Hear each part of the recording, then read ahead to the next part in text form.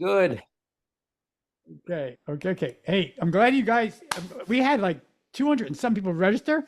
So if you have your video, if you're here, get your video on. This is an engaging scenario. We want to be with you.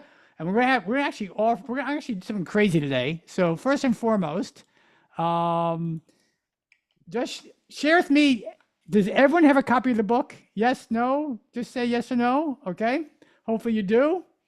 I'll put it in the chat box. If you don't, I'll put it in the chat box. Grab your copies. Grab your copies right now, please. Grab your copies right now. Also, here's what we're gonna do. BK doesn't even know we're gonna do this. So I didn't. I'm waited with bated breath to hear what you're going to say. okay, hold on. I'm gonna pin you, buddy. Okay, go wait with my bated breath. Here's what we're gonna do. There's 50 of you plus 60 of you on this call right now, on this session. We need more reviews. I mean, everyone's telling us how great the book is, but we're not getting the reviews. So if you go to Amazon, all of you, if you go to Amazon, there's a link. Don't do it right now. Do not do it now. Do it after the call. BK and I are going to do is after we get all the reviews, we're going to pick one person, and then next book club, BK and I are going to spend 15 minutes just helping that person do whatever they want to do. That's what we're going to do. Okay. So everyone, buy your copies. You got to buy a copy of the book. That's important. And we'll know if your review is an authorized, a verified buyer or not. You got to be a verified buyer. So give your review, please. We want 5 stars. We think it's worth 5 stars. But put your review there. And no, George, we're not going to Audible. We want you to buy the hard copy books. That's what we want. We want everyone to buy the hard copy books. That's what we're doing. So go do that. Get to do your review, please, for us. This is free to you. We're asking for a free review. And then we're going to pick one person next month. And we're going to tell you, Bob and I are going to spend some time with you and help you in any way you want. So I think it's pretty cool. Okay. So with that said, we are going to talk about beginnings are hard. Where did he go? Where did BK go? Wait, BK, you there? BK left me. Can you hear me, Rod? I can hear you. You left me for a second there. I did. I got off my hotspot and onto my company connection. So okay, come on, you know, technology's not my bag, baby, as Austin Powers would say. I know your tech stack. It looks like this. No, handwritten that. That's true. That's typed. That's typed. So I apologize. Hey, and for our Massimo members, don't forget, Massimo members, your Massimo clients, right after this call, we're jumping right into the big, beautiful law session with my tax strategist and Maui mastermind, Kevin Bassett. So that's right after this session. All my coaching clients, Massimo members, we're jumping into that as well. Okay, so BK, you left.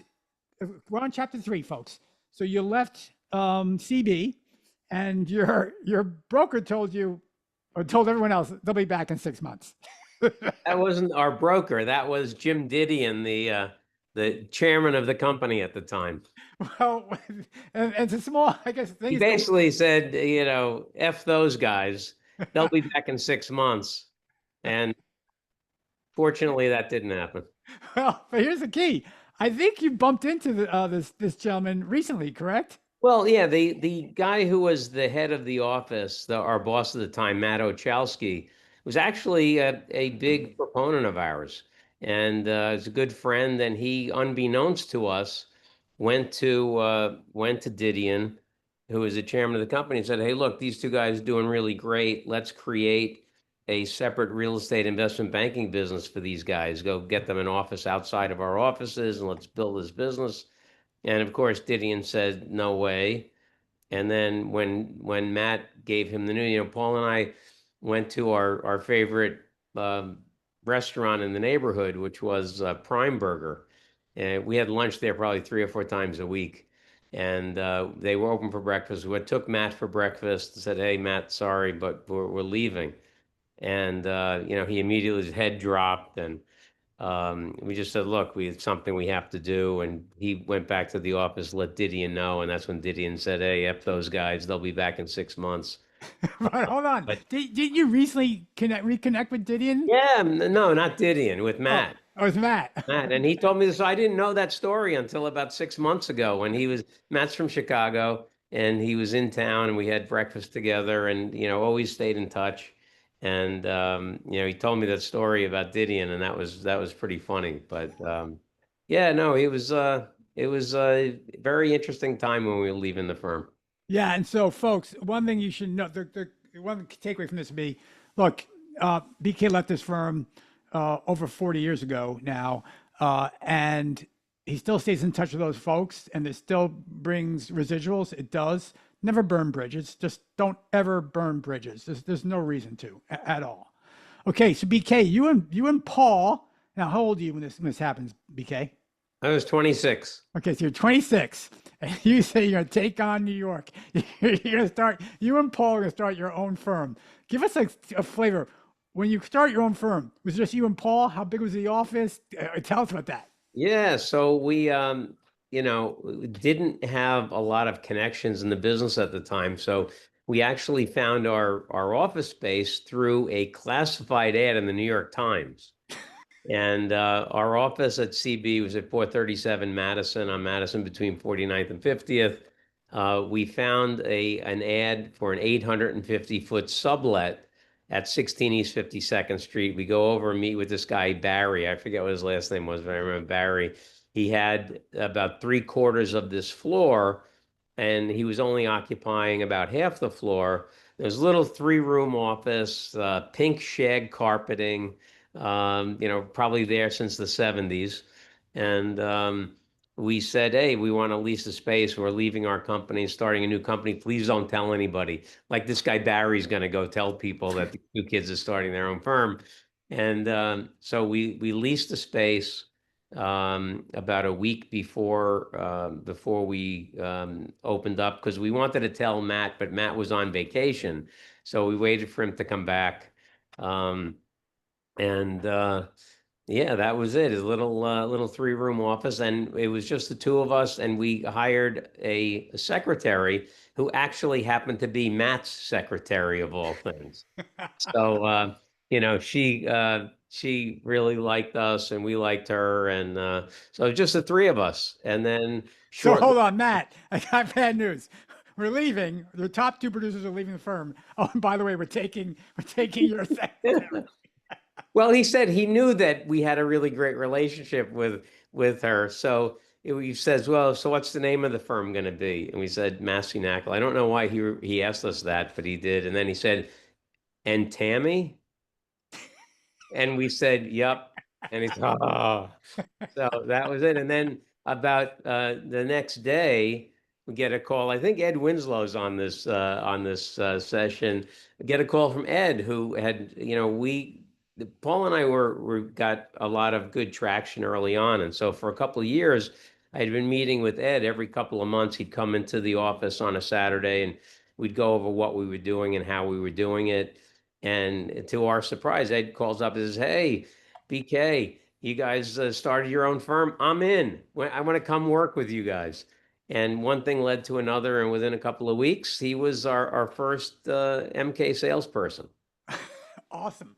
Okay, so but what year was this? 1988. We started the firm November 14th. It's November 15th of 1988. Okay, so some folks are don't even remember 1988. Some folks weren't even born in 1988 on this call. So 1988 was a great year for commercial real estate, wasn't it? Well, surprisingly, it was. I mean, things moved very slowly back then. Don't forget, we had the stock market crash in October of 87, Yep. but there wasn't social media. There wasn't a lot of the technology we have today, and things moved slowly. So 1988 was a great year for real estate. It really didn't start to slow until 89. And And boy, oh boy, then, we didn't know what we were in for. so what? So give us what were you guys in for? What for those who don't know, what happened in the late 80s, early 90s? Well, late 80s, early 90s was the savings and loan crisis. It was something like 2,400 banks went under. It was a really tough time. And in those days, today during distressed times, banks will sell loans. They move through things very quickly. But back in those days, the lenders would go through a foreclosure process, and that foreclosure process took 2 or 3 years. So what does that mean? That means basically the seller who has a property that's underwater can't sell, and the lender didn't do anything. They didn't think about selling debt. They wanted to go through the 2 or 3 year foreclosure process, then get title. And then, because it had gotten so bad, the government formed the Resolution Trust Corporation, the RTC. And the RTC was tasked with going to these failed banks, setting up REO departments, and dumping all of the bad properties or the Okay, I'm going to stop you REO. there. I'm going to stop you there because I just want to give you context what's going on here. Okay, so you and Paul start this firm on your own, and just quickly remind the folks, why wasn't it Knakal Massey? Why was it Massey Knakal? Yeah, Paul and I were debating what to do, and we ended up going to the Waldorf Astoria to Sir Harry's bar. It was a great bar that we used to go to in there, and we flipped quarters in the lobby of the Waldorf. We had a couple of drinks, then we got the quarters out, flipped the quarters. It was best 4 out of 7. I won the first one. Paul won the next 4 in a row, and it was Massey Knakal. And thankfully, I think the gods were looking over us, because if Knakal had been the first name, nobody would have been able to find the company in the yellow pages, because my name was misspelled so many different ways that it would have been a disaster. But that's how the name came about. Okay, awesome. So, but it wasn't. I mean, all it says all beginnings are hard. So, what was the first time you guys felt some stress in starting your own company? Oh, a couple of things that I remember, and I don't even remember if we put this in the book or not, but two things. Well, the hairspray thing we did put in the book. So we Yes. put our first. We want to do fancy report covers, so we hire a printer to do black report covers for us with a white knockout in the middle with our green logo, and of course we chose the least expensive guy. And we get these report covers and we pick them up, we look at them. Oh, these look great. Put it down, our thumbs are black. The guy didn't varnish. He printed them, but didn't varnish them. That would have been more expensive, and we didn't know to ask. So we have these report covers that if we handed them to people, their hands would be getting all full of ink. So we said, all right, what do we do? So we went to Dwayne Reed drugstore, Yes, picked up sir. like 10 cans of hairspray.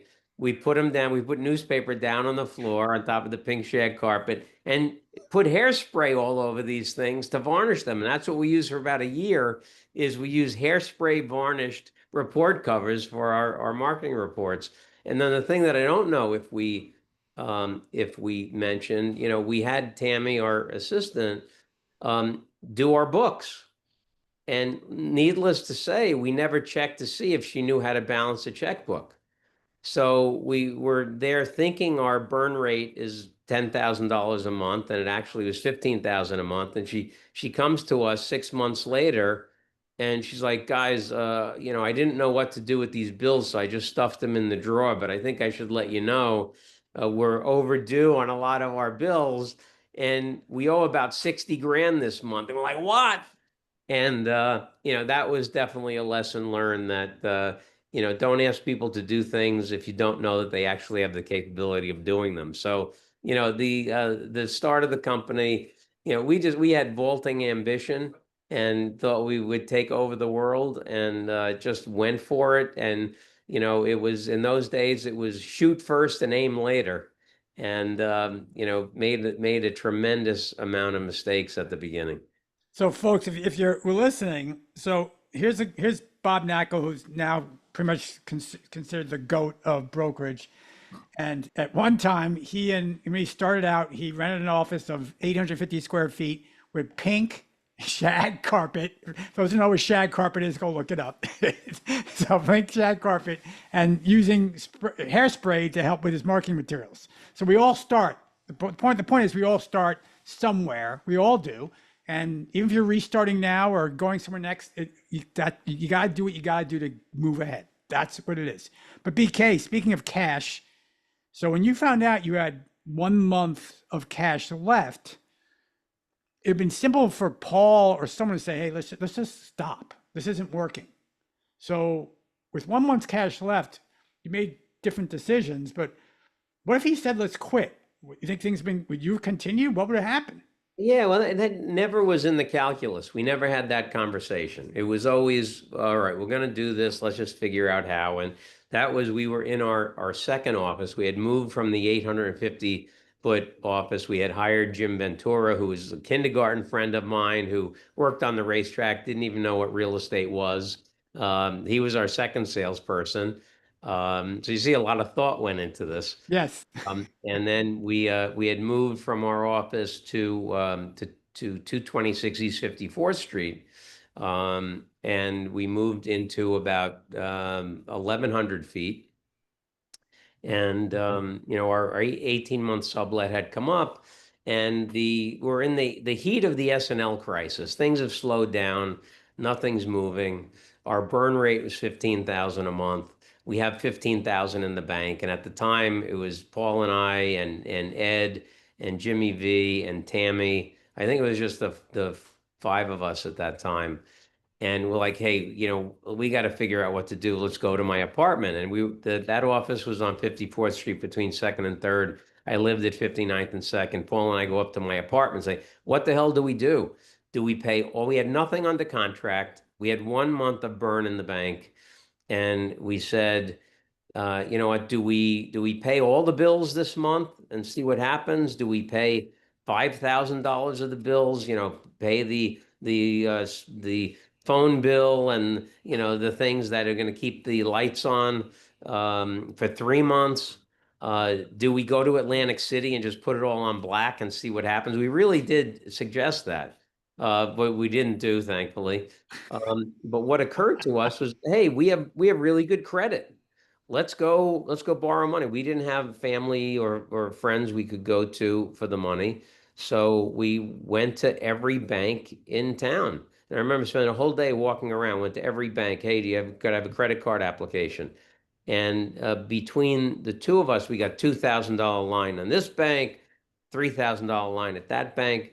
Between the two of us, we got 60,000 in credit cards, which was awesome. That was 4 months of carry for our company. So we ran the company on credit cards for about 2 years, and then we had the lines maxed out. Well, don't go there yet. Wait, let's go there. Let's stop right there because it's going to get there next. So everyone understand what's happening now. So he's down to his last month of run rate. That's monthly expenses to cover, right? And they make a decision to go out, not to quit, not to give up, but instead go out and get out credit cards and just because Bob had to believe you believed in yourselves, correct?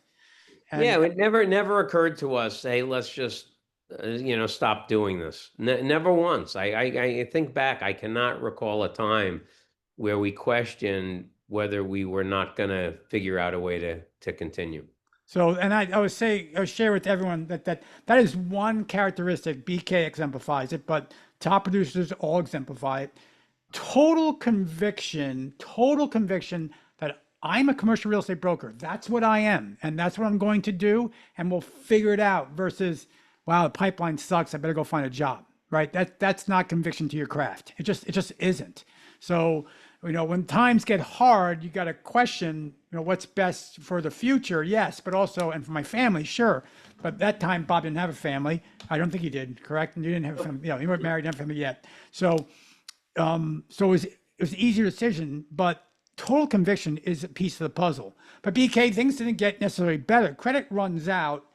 And so you had to actually go to a family member, or not your family member, but Paul's family member. Tell us about that. Yeah, well, that was the S&L crisis is dragging. This 2 or 3 year foreclosure process hadn't come close to concluding yet. And the $60,000 line is maxed out. So we're like, what the heck do we do? We have no money. The lines are maxed out. And Paul had a stepfather-in-law, a guy named Jack Holler, who owned a mortgage brokerage business in New Jersey. But that was after. So before we get to Jack, So we have a client who's a Forbes 400 guy. We had sold a couple of buildings for. This guy was worth about $450 million in 19 or the early 90s. That's like several billion today. Yep. So we go to him, we say, "Hey, Mr. X, we have a good relationship with you. We need a loan. We need to borrow $75,000. Would you give us the money?" And we walked in there foolishly thinking this guy would just write us a check and everything would be great. And he puts his hand on his chin. "Well, I really like you fellas. I tell you what, I'll give you the 75,000, but I want 50% of the stock in your business." A little Shark Tank there for you. Yeah. Okay. We were like, oh, our chins hit our chest, and we say, "Thank you very much. Let us think about it." We walk back to the office. We're like, "What the heck do we do?" And Paul's like, "Well, my stepfather-in-law owns a mortgage brokerage business. Let's go out to Jersey, meet with him." So we go out and meet with Jack, and we're like, "Jack, look, we need 75 grand. We'll give you 25% of the stock in our company." And he says, "Look, guys, I'll give you the 75, but I don't want the stock in your business. Someday you're going to be very successful and you're going to feel horrible that you gave me the equity. So I'll give you the loan, pay me back when you can." And it was just such a godsend. I mean, talk about, there's been a lot of times in my career where I've been very, very lucky. And that certainly was one of them, because if Jack Holler didn't exist, Massey Knakal wouldn't have existed. And Yeah. so we named our Salesperson of the Year award after Jack and gave it out every year. A little trophy we gave to our top salesperson, but that really saved us, and couldn't have been luckier for us. Okay. Again, all beginnings are hard, folks. It's hard to get started. It is, no doubt about it. But then you have your first opportunity, and you're getting ready for close with a gentleman named Steve Rosenthal, and he surprises you. So what happens there? Yeah, well, let me set it up. So we borrow the money from Jack.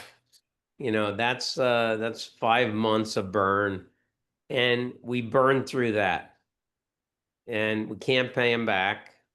And again, we fortunately we had one deal that we had under contract, which is interesting. There's several lessons in this.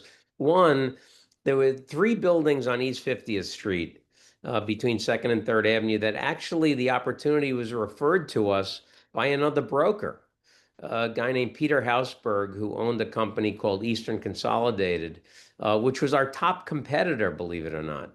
But we had a great relationship with Peter, and these buildings were mostly vacant. He sold income producing buildings. So he didn't want to mess around with these buildings these are apartment buildings. They're mostly vacant. The company called Rosenthal and Rosenthal, which is a big factoring company in the Garment Center, had made a loan on the buildings, foreclosed on them, wanted to sell them. Peter refers it to us. We get hired to sell them. We put the buildings under contract. The fee on the deal to us would have been $90,000. So we signed the contract, but that deal is not supposed to close for 120 days. And so I'm sitting at my desk. Paul and I had just talked. We spent the 75 grand Jack had given us. The credit cards are maxed out. We have nothing except this one deal under contract. And the phone rings. And Stephen Rosenthal calls me. He says, "Bob, where are you?" I said, "I'm sitting at my desk. Where do you think I am?" And he says, "Well, come on over. I got your check." I said, "What are you talking about?" This was like 30 days after the contract signed. He said, "Oh, Fred Shalom closed early. I have your check for you. Come on over." I'm like, I pop up. I grab my jacket and running down 54th Street towards Third Avenue. And Paul just happened to be getting out of a cab. And I said, Paul, 50th Street closed. I'm going over to get the check." We literally hugging each other, jumping up and down on the corner, southeast corner of 54th Street and Third Avenue, and went over, got the check. $90,000. That was a lot of burn, 6 months of burn for us. And then, the next week or two, we signed a contract, and we signed a couple more, and then things took off from there. But, a lot of luck, a lot of luck. And, I always believe that you need luck. I think the harder you work, the luckier you get. And if you always do the right thing, that karma kind of helps you out. But, lots of twists and turns and trepidations. But one thing I will tell you, through all of that, never for a second thought about maybe I should do something else. Never thought about giving up. It was just, how do we do it? How do we get through the next day?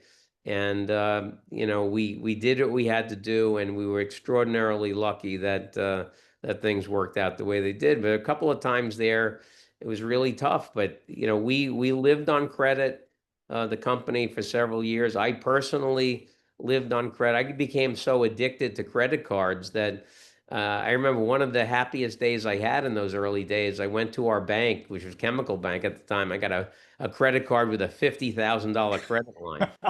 And I was like, wow, it's like closing a deal. And I had personally amassed $180,000 in credit cards. And so from 1988 to 1998, I lived on those credit cards.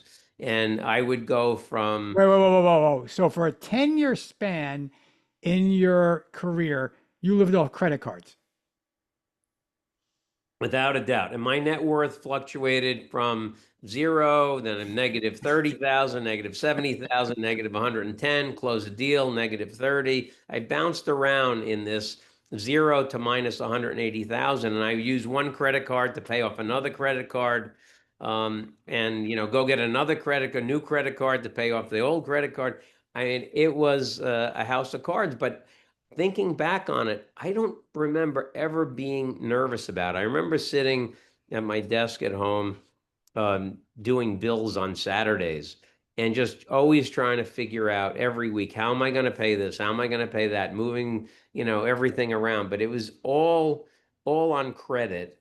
And but never thought this isn't going to work out, or maybe I should go do something else. It was all, getting to the next deal. That was the most important thing. And making sure we did the right job for clients. And even in those days when we desperately needed money, there were clients we told, look, you shouldn't sell now. And almost all of those clients always came back to us and said, yeah, we appreciate you gave us the right advice, and we're hiring you now. We have to sell now. So it was interesting times, to say the least. Okay, so you have this wizardry of, back then juggling credit. But let's say Rosenthal, that deal didn't close. Let's say you didn't get that call, and you guys are now, you tapped out of Jack's 75K, you tapped out of the 60,000K. This is hypothetical. Knowing what you know now, what would be the first expense you would have cut to keep on going? Because you had to cut something, Bob. So realistically, what would you have done to keep going? Yeah, probably rent. Probably would have stopped paying the rent. In New York, you don't have to pay rent in New York, especially as a residential tenant. You could live, with the court system the way it is, you could live free for 18 months before you get evicted. And commercial tenants, probably 6 to 9 months. So that would have been the first expense. But the landlord was a client of ours, so it would have been disastrous to not pay the rent. But that probably would have been the first thing. And then, marketing expenses and other things. You have to keep paying people, and you have to keep the lights on and keep the phones working. And but fortunately we didn't get to that point. I don't even want to think about what would have happened if that deal didn't close. Okay, so look, quick, we're halfway through the session today. This is the chapter 3 of Selling Buildings. If you haven't purchased the book or your copies of the book, please do. It's only $25. Go ahead and throw it, the links in the chat box. Buy your copies. But here's the thing: if you missed it, and most of you missed this, what Bob and I are going to do is we need more reviews. Everyone's telling us it's a fantastic book, and we think it is. We do, but we need reviews. So we want all of you on this call to give us reviews. We want 5 stars, by the way. There's no doubt about it. And what Bob and I are going to do is and what we're going to do is going to throw all the reviews into ChatGPT. I'm not going to pick one by name. I'm going to tell, hey, pick one person. Just no, pick one person, and that one person next month in the book club, Bob and I will stay after, and we'll work with you specifically and helping you, whatever your issue is. Whatever your issue is, Bob and I will work with you specifically for 15, 20 minutes to help you get through those issues next month. So your ticket to register, the lottery, is just to throw in a review into Amazon. The link's there. If you can do that after this call, we'd really greatly appreciate it. And again, reminder from our Massimo coaching clients, at 1 o'clock, top of the hour, we do have our big, beautiful law session with our tax strategist, Kevin Bassett. He'll be working us through it's amazing what's going on right now in the big, beautiful law. No longer a bill. Bob and I remember Schoolhouse Rock, and there's a song about Bill on the Hill. But anyway, so we'll go from there. Okay, Bob, let's get into deal creativity. So let's talk about something called tenant in common. When I mentioned that word, tenant in common, what deal comes to your mind? 1087 Second Avenue, without a doubt. Tell us about the deal. Okay, so little building, 4 stories, 1087 Second Avenue, which is the west side of Second Avenue between 57th and 58th Street. Little 20-foot wide, 4-story building, retail on the ground floor, 3 apartments above, owned by this guy, Harry Langer. There's several Harry Langers in New York. This one happened to only own this one building. And I talk to Harry all the time, and I call Harry one time, and he's like, Bob, I need to speak to you. I unfortunately, I'm having some health problems, and I have to have heart surgery, and I need to sell the building, but I have a partner. My partner's my sister, and she won't agree to sell. And he says, I desperately need the money. I don't have any money. I own half this building. We don't have debt on the building.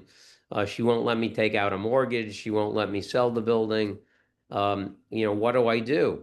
And I said, well, Harry, I don't know what to do to help you. And then I remembered my brokerage class, my salesperson's licensing class, and the form of ownership where you have joint tenancy, you have tenants in common. So I asked Harry, I said, Harry, how do you guys own the property? He said, what do you mean? I said, well, send me a copy of your deed. So he sends me a copy of the deed, and I see it says that they own the property as tenants in common. Okay, stop there. Wait, stop there. Everyone write down the chat box. What does that mean to you? What does that mean? If your owners own tenant in common, what does it mean legally? Everyone put their answer in the chat box. Let's see if they Bob is doing class instruction here and see if they know. Look, one of my new Massimo coaches knew right away. I love that's right. That's a great way to go, Jim. They all get it, Bob. They all know what it means. Okay, so Bob, continue. Yeah. So I said, Harry, you own this as a tenant in common, which means you don't need your sister's approval to sell your interest. So I call up a client of mine. He says, Bob, look, I got to sell it. Please just do it. So he hires me exclusively to sell his 50% interest in the building. I get one of my clients who owns several properties, Benjamin Aurier, to offer Harry 500 grand for his half interest. This building, we thought the building was worth, probably $1.2 million, $1.3 million. Benjamin says, look, I'm going to be partners with this lady who seems like a nut. Let me, I'll pay 500,000. Harry said, great, I'll do it. So Benjamin closes the deal, and the first and only time, actually, he paid me. The deal was based on the buyer paying my commission, which I agreed to back in those days as an inexperienced broker. But Benjamin actually was the only client ever paid me early. The closing was going to be on a Friday out in Long Island. He calls me on a Thursday, says, Bob, you don't have to schlep all the way out there. You come over to my office, I'll give you your check. Paid me early, knowing the check wouldn't clear by the next day. So if the deal didn't close, he could stop it. But gave me the check early and went out, closed the deal, immediately began litigating with Florence left, right, and center, and ended up 2.5 years later buying her 50% for about $400,000. So she ended up getting what she deserved. And subsequently, we resold the property for Benjamin years later at a significant profit. But Okay, let's recap. So the building's at 1.6. He ends up getting it for 900,000 instead. That he does, but plus legal costs that he did to pursue it. Harry gets a new heart, which is awesome, right? So Harry's happy, and the one that really lost here was the sister for not agreeing to help out her brother. yeah, I mean, greed stinks. I think we call that. I think in the chapter we call it "Karma's a bitch," don't Yeah. we? I think we do.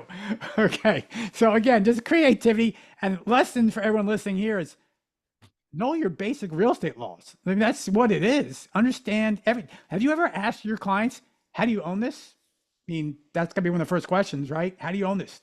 How do you Yeah, own the who has property? authority? One of the things that has tripped me up the most over the course of my career, and I'm always sometimes it's tough to get straight answers, but who actually owns the property?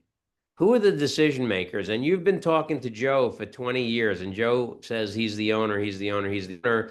And then it comes time for him to make a decision, and then you find out his mom or dad really owns the property.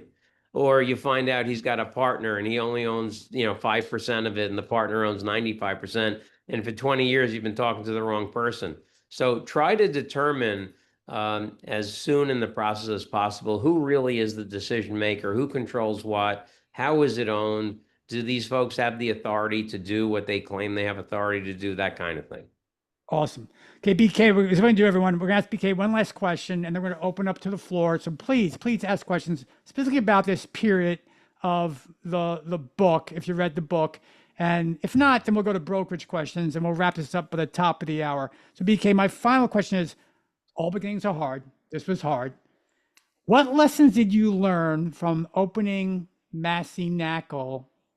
And by the way, folks, but BK did not talk before now. We talked about, but not about this. So BK, if you have to think about this, take time to think about this. That you now apply to BKREA to make sure the same errors, mistakes, lessons learned. What did you learn? How did you apply it to your new company? Yeah, it's almost impossible for me to answer that, Rod, simply because, I started BKREA with 40 years of experience behind me. And so there are a lot of things that I probably am not even aware of that I'm implementing day to day, but it just becomes second nature after doing this for so long. But just, we really, back when we started MK, we had no idea what the hell we were doing. Really was such fish out of water. I think if anyone is thinking about starting a business, doing something that you haven't done before, get as much advice and input as you can from people. Try to find somebody that's done that. You want to start a fishing business. Speak to three people that started fishing businesses and find out what mistakes they made, and what worked, what didn't work, why they did what they did, how they did what they did. But you can learn. I've been really shocked at how giving people can be. And like, Paul and I made, as I said, all those mistakes early on because we did stuff by trial and error and didn't ask a lot of senior people for advice and how did you do this? Why did you do it that way? So it slowed us down quite a bit. But in later years, we formed an advisory board and top people from the business world. And actually, two of our competitors were on our advisory board. Steve Siegel, who I have to say is probably my number one mentor in the business, who's the chairman of global brokerage at CBRE. This is a huge global company, the biggest company in the world. The chairman of brokerage is on this little popcorn stands advisory board. And we had John Holler, who was, oh, not John Holler, I'm sorry, John Fowler, who's one of the Fs in HFF, also a competitor, was on our advisory board. And these guys were very, very giving of their time and advice. And it really surprising. You have somebody who owns a competitive company in your market, call them up, say, hey, you have 15 minutes for coffee, go meet with the guy and see. You might be surprised at what kind of intel you get from them. So, don't assume that everybody takes the attitude, hey, if you're on the other side of the fence, you're the enemy and I'm going to shoot you. I love it. I love it. Okay, folks, any questions at all on chapter 3? All beginnings are hard on the book. Anyone have any question on that? Just throw it in the chat box and we'll get you to speak directly to BK and myself. Anyone have any questions? Go ahead and put it in the chat box. Wait a couple of seconds. So say me. If you have a question, say me, and that's I'll come grab you. Okay. No one has any questions. Okay. So and you can come back to that. Any questions for BK on anything in brokerage, investment sales, or likewise running a firm, or for me? So now you have access to one of us. Anyone have any questions for us? Or you all so good at making all the money you want? You're great. Isaiah, you are up. Isaiah, unmute yourself, buddy. Isaiah, what's your question? Thanks again, Bob and Rod, for doing this. Appreciate you guys' time. So I have a question. A lot of the owners that I speak to in multifamily, they tell me, hey, like my property's for sale, bring me an offer. And as a new broker, I'm hungry. So I've done that a couple times where I pitch it out to my guys, and there's really just not that much motivation. So I'm curious, Bob, what would you do to help the seller understand the benefit of listing the property as opposed to just, talk to my clients only and not having true exposure? Yeah, well, that's something that you have to make a decision about what your value proposition is. One thing that Paul and I set up as our value prop right from the beginning is we're only going to sell properties, we're only going to represent sellers, only going to work on exclusives, and only sell property in our territory. And that takes 6 seconds to say. There's nothing ambiguous about it. It's very clear, and you got to stick to it. And even when times were tough, I think, and I've said this, look, I totally love this business. It's my job. It's my hobby. I've been asked several times, hey, BK, if you weren't a real estate broker, what would you do? I've never answered that question because I've never given it thought. But if New York State outlawed the exclusive listing, I'm out of the business. I find it detestable that I'm going to work on something and some other guy is going to come in with another buyer and get the seller to go before my guy goes or whatever, and I'm not going to make a fee. I'm not doing that. But you have to decide what are you going to do? There are several brokers that work on off-market deals, work on open listings, do very well. For me, that just doesn't work. So you have to be able to articulate a couple of things. What's your value proposition? Why should somebody hire you? Are you really the expert in the area? You sell multifamily in your market? How many buildings are in your market? What's the boundary of your market? How many buildings sold in your market so far this year? And is that up or down from last year? How many buildings sold in your market in 2024? In 23, what's the average price per foot? What's the average price per unit? What's the average cap rate? If you don't know those things, you're not an expert. And very, very unlikely the seller should be willing to give you an exclusive. But if you do know those things, and I will bet you that the person you're competing with that has 20 years of experience in your market doesn't know shit about those numbers because they've been just, businesses coming into them. They're kind of coasting and they're doing okay, and they don't have to stay on top of it.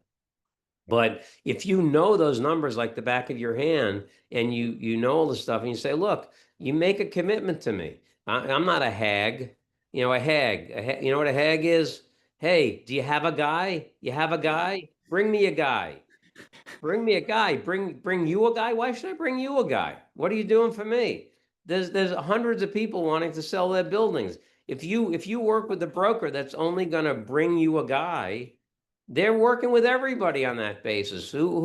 And if somebody's bringing a buyer to you, they must have a good relationship with that buyer. And if they have a good relationship with that buyer, they're trying to get that buyer the property at the lowest price possible. Why would you want to work with somebody that wants to get you to sell at the lowest price possible instead of the highest price possible? Hire me exclusively. Let me go do this right. I'll get a ton of bids. You'll know you got the highest possible price. You can only sell the property once. If you fuck it up, you don't get a do-over. So do it right. Don't go out and just have brokers working on an open basis.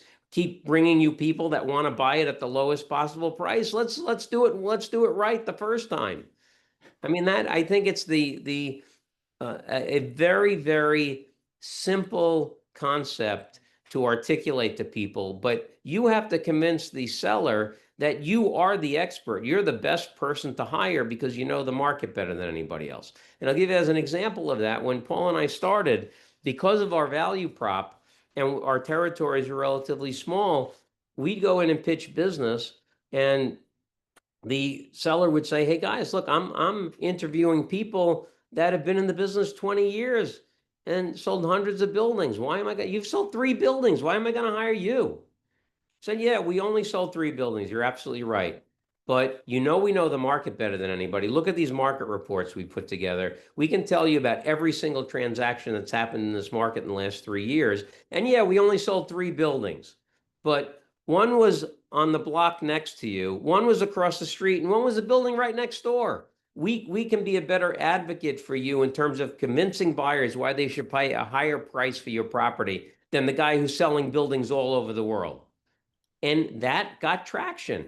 Whether you believe that works or not, it worked for us in a very tangible way. And think about it. That basis multiplied by inserting people like a jigsaw puzzle into the market, each of whom had that granular basis, allowed us think about what that platform did. We were a little popcorn stand just working in one market, competing against regional firms, national firms, and global firms. And from 2001 to 2014, according to CoStar, the #2 company in New York sold 1,300 buildings. We sold over 4,000. So we kicked those firms' asses every fucking day for 14 years in a row, 3xing the competition.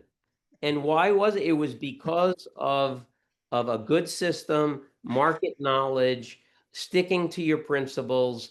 And I would tell clients, if you don't hire me exclusively, like Kevin O'Leary says on Shark Tank, you don't hire me exclusively, you're dead to me. I don't care if you own a 13-story pink building on the corner and want to sell and you won't give me an exclusive. If I have a 1031 buyer come into my office tomorrow saying, I have a 1031, I have to buy, I need a 13-story pink building on the corner, I'm saying, I don't know about anything. I'm not exclusively representing anything like that because I think it's a total waste of time. And you say, oh, but the buyer, he wants that kind of building. You have this kind of building. Yeah, well, you're going to have to show them the building. You're going to have to show them again the building. You have to bring their partner in. You're going to have to underwrite it, get the information. Before you know it, you've spent 50 hours working on it, and you agree to a deal. You have a contract out. I'm going to make money. And then the owner calls you up. Oh, sorry, we just signed with somebody else. And you're a fool, I think. Okay, so stop there. Thank you so much. Appreciate it. Isaiah, does that help? It does. It helps a lot. I actually just need to focus more on my value proposition, get more clear on it, and I've learned the market. I have 2,885 buildings the last 10 years. The average turnover has been 3.8%. This year we're at 2.7% turnover, so a little bit lower, but I just want to be more focused on that. And again, appreciate the kind of the guidance there. That's yeah, no, I love that you know your numbers, Isaiah. I think that's awesome. And think about this: when someone will come to me and say, "Hey, BK, I know I'm trying to sell buildings in my territory, but this owner said he wants me to rent his apartments for him. I can make money doing this." And I said, "Well, that's good. You could also go buy some cocaine and resell it and make money, but is that how you want to make money? Stick to your value proposition. Spend time doing something that's going to make it easier and a higher probability of getting the next assignment. That's why specialization is so important. Think about this. as a broker, you have two main assets, your market knowledge and your time. You're always trying to increase your market knowledge, but the thought is you can't create time. I say that's wrong. You can create time. You can make time. How? By using time more effectively and efficiently.